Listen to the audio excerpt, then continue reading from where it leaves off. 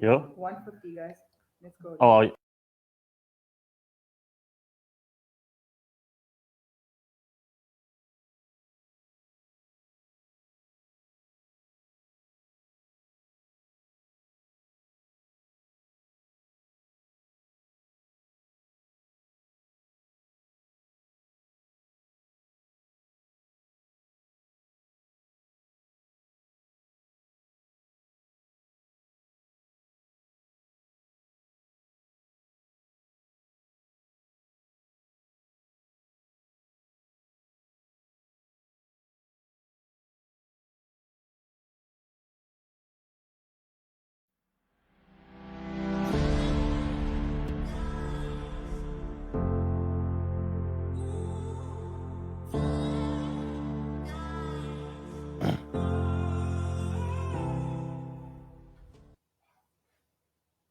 good evening. It's Monday evening, 5:30 p.m., and you know that it's time for us to do the Standard Bank Motivation Mondays.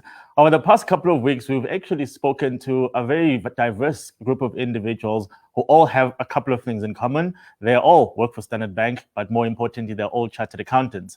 And of course, this is a profession that so many students are pursuing, so many individuals are about to write their year-end exams, and some are about to write their professional exams. So we thought it would be a good idea just to have conversations with people who have made it, to listen to their stories, listen to their journeys, and perhaps in one story, you might find one thing that resonates with you and that propels you forward during this very difficult time. It hasn't been an easy year for everyone. We're all learning to live and laugh and actually even study differently. So we're hoping that we could have been doing our bit in order just to help you get over the line.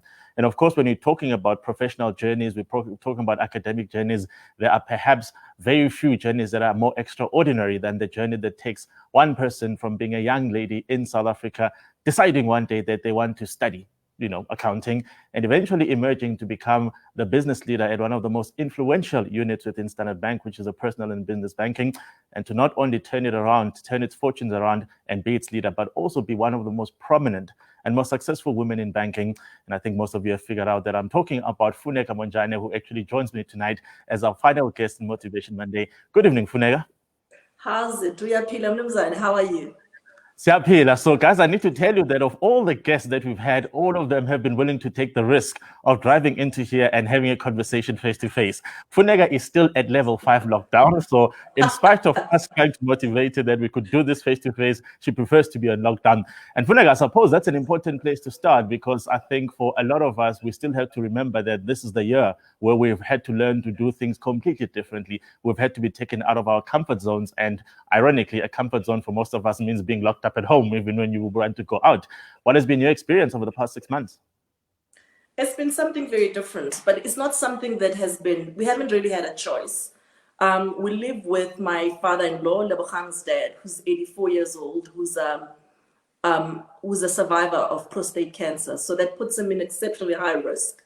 And also my grandmother, one of my grandmothers who raised me, is currently in frail care after suffering from an extensive stroke about 2 months ago. So every time I go there, it's not only about her, it's also about other older people who are in frail care. So that basically means that I have to be extra cautious and making sure that, I look after these two these two people. For us, older people are a treasure. Those are the people that gives us meaning. Our grandmothers and our fathers, and therefore that actually for me has been the most important thing. But running a bank from home has been something, it's got pluses and minuses.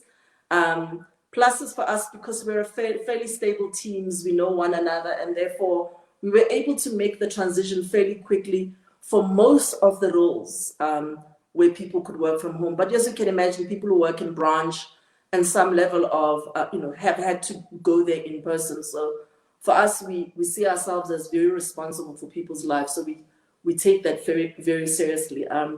The nice thing also there are some good things about working from home. So the fact that my daughters can just come in here, you have a quick conversation and you can catch up.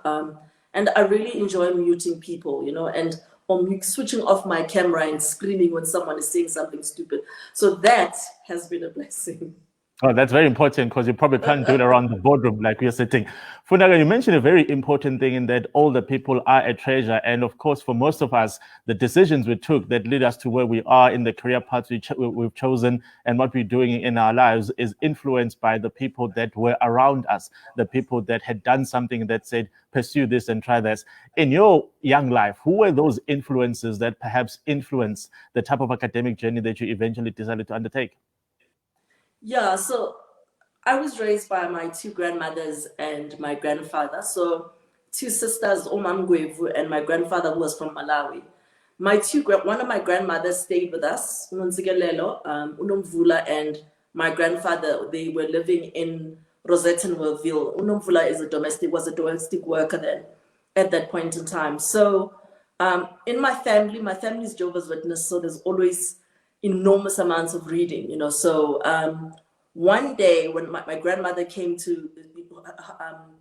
from Johannesburg to the village, she brought old newspapers, as would normally happen. And I was in standard 5, Kaya. I opened the classified and I was going through it, and I read chartered accountant, 10,000 rand a month. And I went to my grandmother and I said, I want to do this career. And there's two parts to that.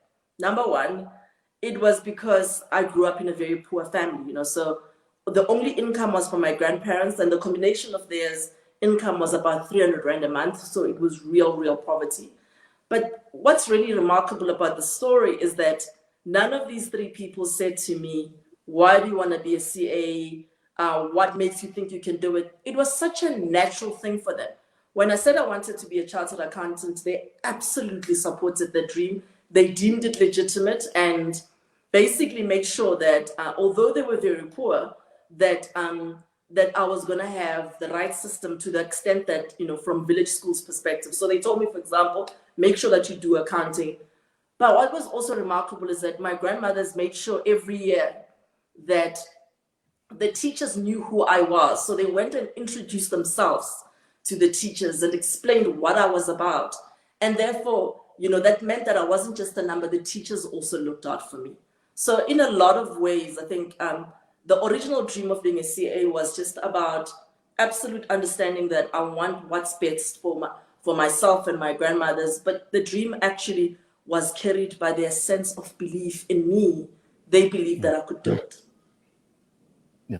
No, Funeka, this idea of somebody buying into your dream and somebody sponsoring your dream is a remarkably important element, because for far too many people that could have been in your position, this would have been a position that translates into your grandparents saying, "Hey, you know, there's only 300 rand here. Why should we waste it on applying for university when you could actually assist us by contributing, you know, economically by going to get a job?" And I think there are far too many people whose stories tend to gravitate towards that type of championship not happening within the community environment or within the family environment.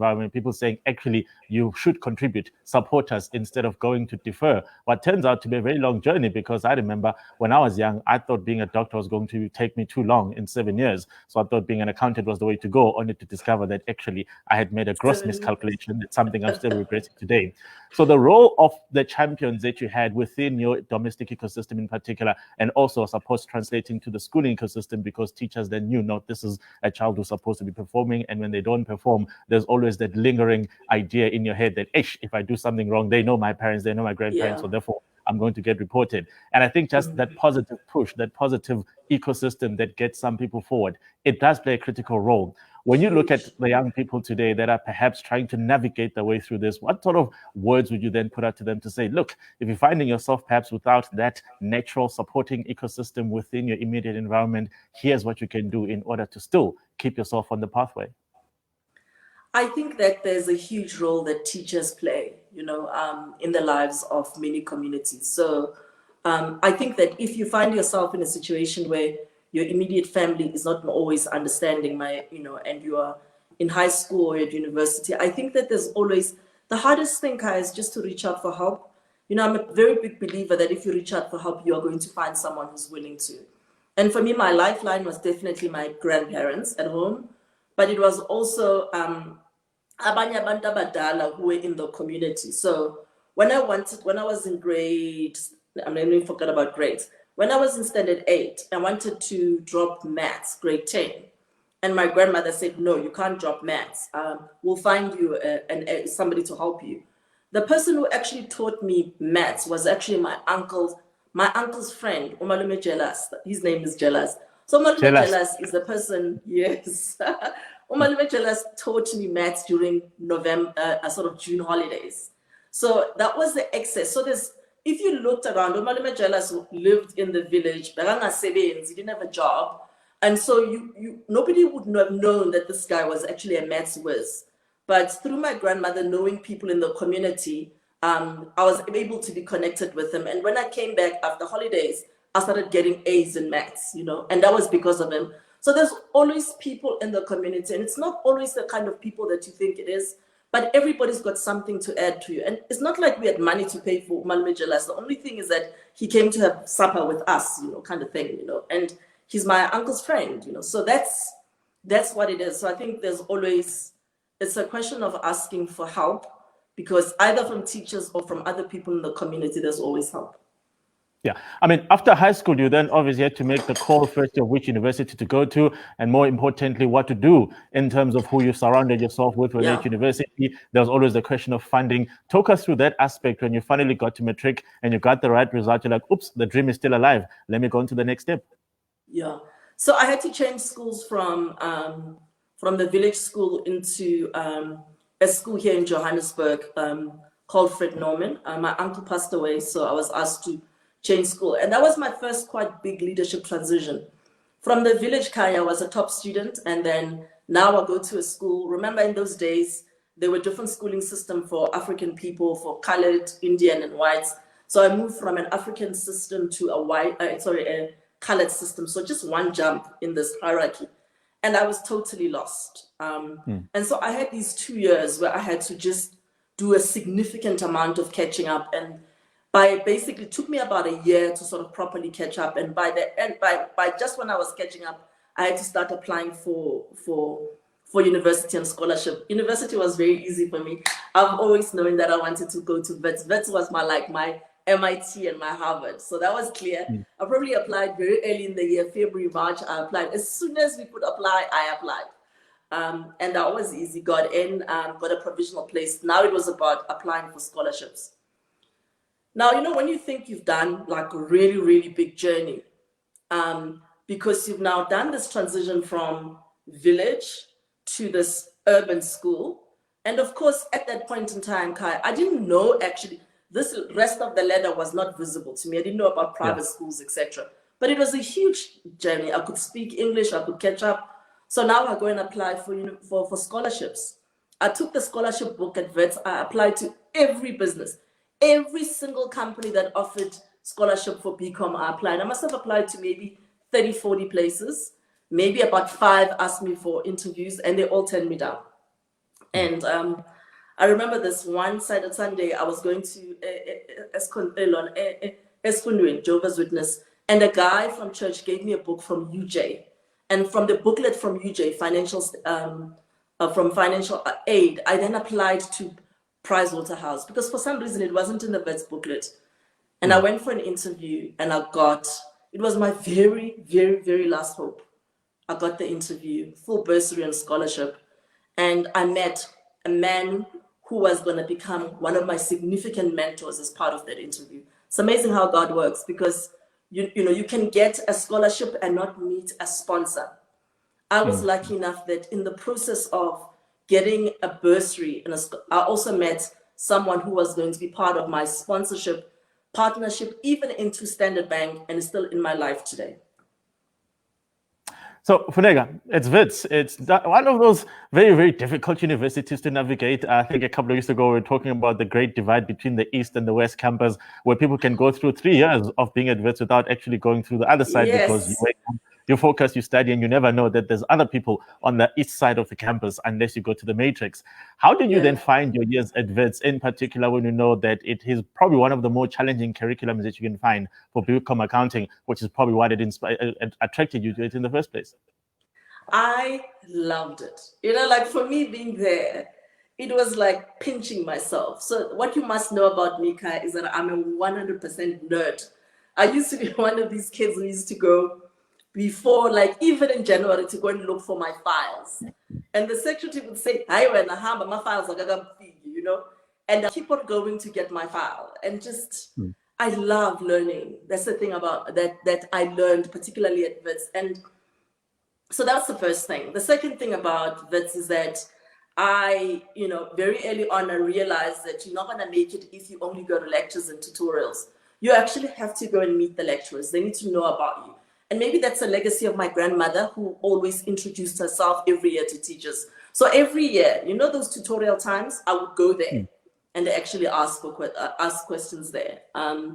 And then the third thing about Wits, I guess, which is very special, is that's where I met my husband, I met my husband there. And I also met my best friend in the whole wide world, Mary Vilagazi. And Mary's husband also is now who's a VC at Wits, who's at Vilagazi. Yeah. We all met around that same time. So the year at Wits turned out to be quite significant. But Mina being 7, I used to work, So I quickly found out that if you get all A's, the university gives you money. I couldn't believe it. So I always used to get, like, PwC would pay for my fees, and then I'd also get money every year. And I became a tutor. And so I got my BCom cum laude. And for the third year, for the final year, I found out that if you do BCom accounting and honors, that the university pays for it, and the PwC will actually allow you to get that money back. So for me, that was very, very clear, that's what I wanted to do. So it was fun. I loved it. And it turned out to be like the most significant year of my life. But I worked. But I learned the love of learning, which turns out to be the most important thing now. Given like the fourth, industrial age, you've got to love learning. Otherwise, you're dead. Yeah, that partnership with PwC, that starts off with you applying for a scholarship and then becomes a lifelong co-investment, because obviously they benefited from you being part of them and you benefited immensely from that sponsorship. I mean, this is a journey that didn't just end at university. You then went to work for them, you did your articles there. But the story about you doing articles is that you probably remind me of some guy that I know called Kaya, who hated auditing. And at some point in time, it was a matter of, but is this necessary? Do I have to do 3 years of auditing in order to get across the line? But you did it, you persevered. And as soon as you're done with the auditing part of it, you migrated into the technical side. Just take us through that. Absolutely. I didn't like articles, but remember, I didn't have to do 2 years, 3 years of articles. I did academic articles at Wits, which was awesome. And then I did 2 years. As soon as I finished my hours, I couldn't stand it. It was just, I couldn't do it. So as soon as I finished my minimum hours, once again, I asked to be transferred for a secondment into learning and education. That was the early days of the CEDA City Campus. And I actually wanted to go and help with the curriculum development and lecturing at CEDA City Campus, which, thank God to PwC, they allowed me to do that. So I did that. At that same time, I decided that I wanted to be a lecturer, so I actually went to Wits, and I even interviewed for, to be a lecturer. And when I went to resign, PwC had offered me the head of training, or at least a training manager role. So I ended up taking it. So that's how I ended up into training. But the training department was coupled with the technical department. And I mean, you can't find a more nerdier space than even if you tried. So that turned out to be magic. Kaya, a big part of our journey is also about being at the right time, because those of us who were born in the late 70s, we were looking for scholarships in 1994, 1995, being the most hopeful time in this country.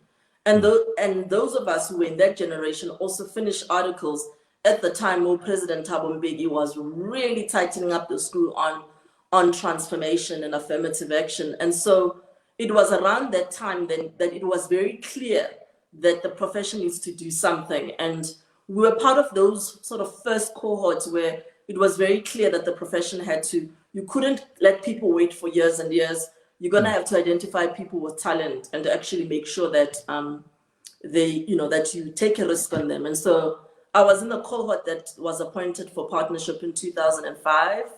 That cohort included Shelly Mashaba, who's the current CEO of PwC, Mary Vilagazi, who's the chief risk officer at, chief operating officer at First Rand, our dear friend Tamara, So, it was a very strong cohort, and that was awesome, and I think that, I always remember that everything I've done is not my own doing.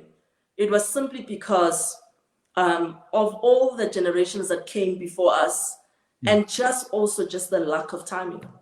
Yeah, but I think you're underestimating one element of this in that, for a lot of people, the journey towards being a technical partner, the journey towards being a partner is a long-term investment. We're talking 10 to 12 years at a particular firm. You are still just 27 when all of this happened. Yeah, you see, this is a thing though. That's what I sort of want to take credit for it, but I also don't want to take credit for it, because I do think that it was because it was 2005 and the firms were massively untransformed. I think that all the conversations that were happening in the political economy space meant that they needed to do something. And we were there, and we were the kinds of people that were deemed to have potential, and they took a risk on us. So I think there's a part of it that has to do with our own contribution. But Kaya, I think it was also just because I think we were the golden kids of the Republic. At the time, It was just the right time, and we were there. And so we have to thank the people who came before us. That opportunity itself, it does provide a springboard for someone to be launched onto greater things, as in your case. But too oftentimes people get there and then they're like, well, if the system is going to elevate me without me putting in much effort, then I'll simply going to settle. But of course, that's not what you did. You then looked at it and then said, well, an opportunity has been given. I'm going to use it as a springboard onto achieving much greater things. Here we are talking to you in your capacity as the Chief Executive Officer of the biggest part of Standard Bank, and of course, Standard Bank being the biggest bank in South Africa. That's a significant position. Talk us through the transition away from the world of, being a partner at an auditing firm, and then eventually saying, let me explore with different sectors, and then saying, financial services where I want to be. I absolutely love being a partner. I loved PwC. I loved the profession, and I had an incredible opportunity to contribute. Remember, that was the time when we were writing the international accounting standards, which are now IFRSs. And it was also just a time where you could, in those times, I remember Kaya was once the head of the audit of the education committee exam. I contributed fully, but then I got to a point where I just wanted something else. I wanted to make a difference in a much wider space. And it was very hard, I think, because, when you're a CA, your path is pretty much charted. And now I needed to make a decision about what I wanted to do. It took me 3, 4, 5 months to actually make up my mind. The first thing that I did was that I actually found somebody, and this person actually reached out to me, who was a headhunter, and we partnered together, because I was quite clear that I wanted to go, but I did not know where I wanted to go. So we sat together. Karen Cook, who works at Mindco, we sat together and we partnered. We went to multiple businesses. The first thing that we did was just to be clear about what I wanted. And for me, my brother, it was very clear that I wanted 3 things. I wanted to do work that makes a difference. When you're in the profession, you hear a lot of stuff around international best practice, particularly at that time. I wanted to do things that was about us, our people, something that I can say, this is what I'm doing for my grandmother, for my cousins, for my aunt, or my Kelwa, things that make a difference. So I wanted to make a difference. The second thing is, I really wanted to continue to work with really smart people. And then lastly, I wanted to create wealth, but I didn't want that to be separate to making a difference. We partnered with Karen. We went through multiple banks.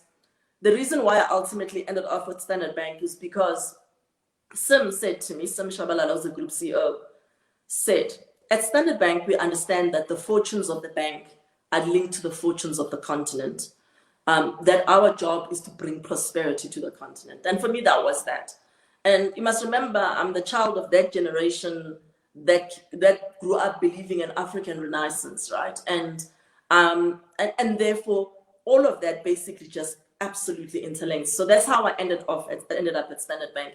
It was not a small process. It was a detailed process that entailed someone else helping me. But also, maybe what I didn't touch is that after articles, I actually did a lot of investment in getting to know myself. So those journeys actually converged. Yeah, and I think it's an important convergence because, when you talk about that fusion between your personal drive and what an institution also believes in, that becomes an important thing to look out for when you're trying to find a job. Because at the end of the day, there's nothing worse than being part of a system and you simply saying, this doesn't resonate with me, but it pays the Yeah. bills at the end of the year, because that probably isn't the type of institution where you can thrive and grow and eventually find the type of satisfaction, job satisfaction and career satisfaction that all of us need to be able to find. And I think it's an important thing for anyone who's at that journey or that crossroads of trying to then decide what next, to be able to reflect and say, this is who I am, these are the things that matter to me, this is what resonates with me, and then find that institution. And I think, Funeka, you will see that a lot of people tend to do it the other around, where they simply say, I hope that I'm going to apply for a job, find a job, and then hope that I turn around and become what that job wants. And of course, it's not an easy thing, particularly when you then want to be investing into this for the long term. You need to be able to find that right partnership rather than you simply saying, well, that's what the job says, because I don't think that's a sustainable way of doing things. No, it isn't. You see, for me, I actually almost stumbled upon this. After I finished articles, I don't know about you, there was no hallelujah moment. I actually went through a year of depression. And because I'm a nerd, I picked up the phone and I phoned the Institute of Clinical Psychologists. And I started therapy. And, and when I started therapy, after all the assessments, I was actually found to be clinically depressed.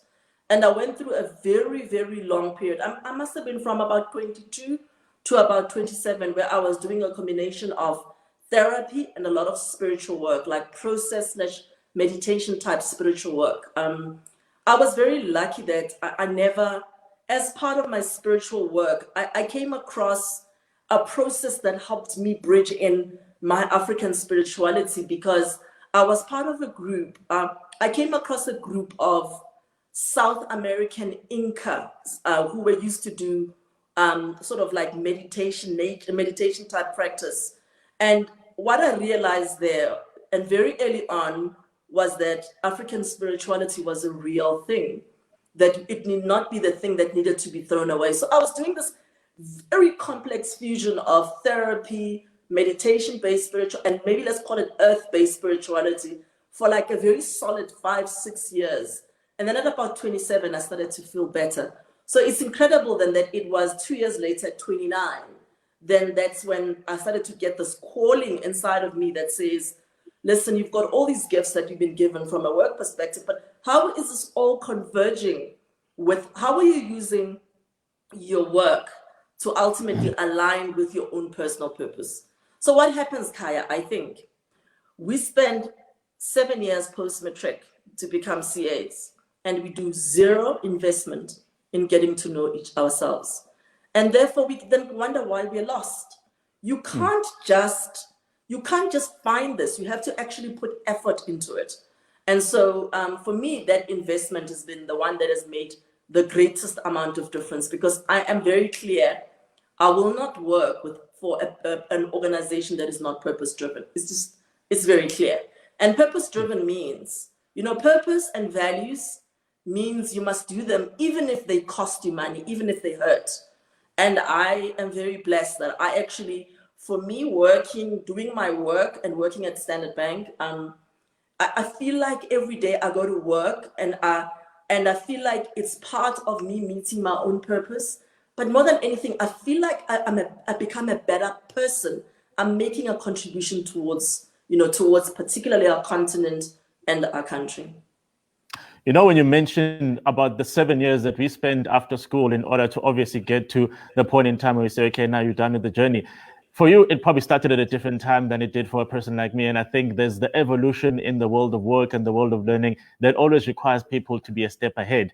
In your view, do we do enough in training potential chartered accountants in order to ensure that by the time they emerge from that 7-year period, they do not emerge only to find that actually the things that they've mastered were the things that are relevant 7 or 5 years ago and are not relevant now? And this is particularly important in an era where literally we've been forced into adapting, we've been fast-tracked into this transition into a world of doing things very differently. Are we doing enough to train future CAs? I used to be highly critical of our profession and my university around this thing. And maybe once you turn 40 and you look back and you look at things, you see them differently. The most important thing that I learned from the profession is actually learning. I learned just the importance of learn. And it's not only at university. Remember, Kaya, all the work that used to be thrown at you every year, and at the end of the day, you couldn't believe that you could have learned all of that. It also meant that you couldn't just finish, during your articles, not only were you studying for board exam, there were always these training courses that we were doing that were like endless. That's actually the curriculum. It's not the content of the curriculum. It is actually the muscle of learning. So that's the first thing. I think the content is important as far as it relates to your ability to pass exams. But I think the most important thing, and maybe it has to do with the attitude that I took. I actually just took my studies seriously. And I wasn't one of these people who believe that you must do minimum to pass kind of thing. I think that the love of learning is like the kind of learning that you're expected to do. There is some muscle there that's there that we must hold valuable.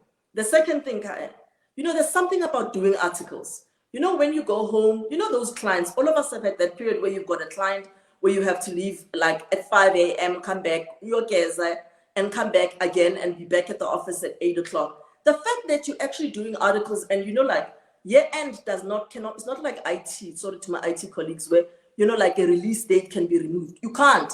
Year end can't be moved. So if the client is reporting on that date, is reporting. When you're doing articles, what you don't see and what you don't know that would differentiate you is an immense ability to put in the hard work, the craft. I can tell you now, there is a massive difference between people who do articles, and it's not even the board exam, it's the articles. If you've done articles at a company where you were sufficiently booked, and I know that can be an issue particularly with us, is that there are massive things that you are learning. It is not the content, ability to really, really work hard and ability to learn. And I think for me, I've come to appreciate that those are the two big things that you get out of the profession. Yeah, and I think that ability to learn, particularly to learn through adversity, is something that a lot of candidates that are about to write their exams, whether it's university exams or even professional exams, it's something that they must all be able to reflect on. And I think on that note, Funeka, we'd like to thank you very much for participating in this conversation on Motivation Mondays. And to you listening at home, we're hoping that from listening to Funeka's extraordinary journey, you've been able to at least find one part of it that you can then use as a basis for saying, well, this is why I need to prosper, this is why I need to push. She did academic articles at Wits. She was a partner at the age of 24, and now she is the CEO of personal and business banking at Standard Bank, a remarkably important role and one that is full of purpose. And I think on that note, it's been wonderful sitting with you over the past couple of weeks. Thank you very much, Funeka, for joining us as our final guest. Guys, all the best for your exams, and thank you very much to Standard Bank for this partnership.